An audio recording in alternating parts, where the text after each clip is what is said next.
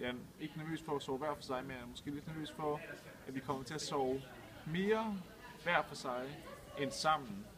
For så kan det måske være, at der kommer en splittelse, så kan det være, at teamet bliver delt op. Ja, hvad tænker du, hvordan tænker du, det bliver delt op? Men vi ikke tilbringer så meget sammen, eller så meget tid sammen, som Tror du, I vil tilbringe mindre tid sammen generelt, fordi I ikke sover sammen? Nu læser jeg jo, og han læser også. Vi ser jo ikke hinanden så meget i hverdagen, så det med, når man ikke sover sammen, så kan det jo være, at man sådan helt glemmer at se hinanden. Ja. Hvordan tænker du, det kan styrke jeres forhold? Jeg tænker, at